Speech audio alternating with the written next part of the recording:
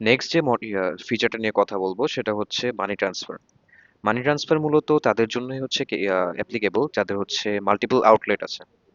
তো money transfer বিষয়টা কি, আপনি এক আউটলেট থেকে আরেক আউটলেট হচ্ছে মানে আর কি যে ব্যালেন্স আছে ব্যালেন্স থেকে হচ্ছে আপনার টাকা পাঠাতে পারবেন। তো সেটার জন্য প্রথমে কি করতে হবে, আমরা যখন এই ইন্টারফেসটা পাবো ইন্টারফেসের মধ্যে দেখা যাচ্ছে যে ক্রিয়েট একটা অপশন আছে, এই যে আপনার বিল সার্চ করার একটা অপশন আছে, ডেটের একটা অপশন আছে, এক্সেল পিডিএফ ডাউনলোডের একটা অপশন আছে এবং প্রিন্টের একটা অপশন আছে।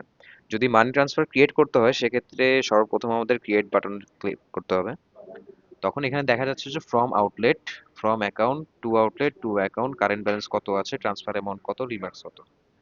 আপনি একটি আউটলেট সিলেক্ট করবেন, সিলেক্ট করার পর হচ্ছে নেক্সট যে আউটলেটটা সিলেক্ট করবেন, সিলেক্ট করার পর দেখতে পাবেন যে আপনার মানে এক্সিস্টিং যে আউটলেট থেকে আপনি টাকাটা পাঠাবেন সেই টাকা যে আউটলেটটা আছে সেটার মধ্যে ব্যালেন্সটা কত আছে, কারেন্ট ব্যালেন্সটা কত আকার আছে। যদি জিরো থাকে তাহলে সেন্ড হবে না, যদি আর কি কোনো ব্যালেন্স থাকে সেক্ষেত্রে এখানে হচ্ছে এডিট করতে পারবেন। ট্রান্সফারের অ্যামাউন্টটা দিতে হবে যে কত টাকা আপনি ট্রান্সফার করতে চান, এবং রিমার্কস হচ্ছে নন ম্যান্ডেটরি, এটা আপনি চাইলে দিতে পারেন, না চাইলে কোনো সমস্যা নেই। এটা যে সময় আপনি ক্রিয়েট করবেন, ক্রিয়েট করার পর আপনি কিন্তু এদিকে ইন্টারফেসে দেখতে পারবেন হচ্ছে আমাদের একটা ইনভয়েস ক্রিয়েট হয়ে গেছে। ইনভয়েসটা ক্রিয়েট হয়ে গেছে, ইনভয়েস আপনি চাইলে হচ্ছে ডাউনলোড করতে পারবেন, চাইলে প্রিন্ট করে হচ্ছে আপনি অ্যানাদার আউটলেটে হচ্ছে সেন্ড করতে পারবেন।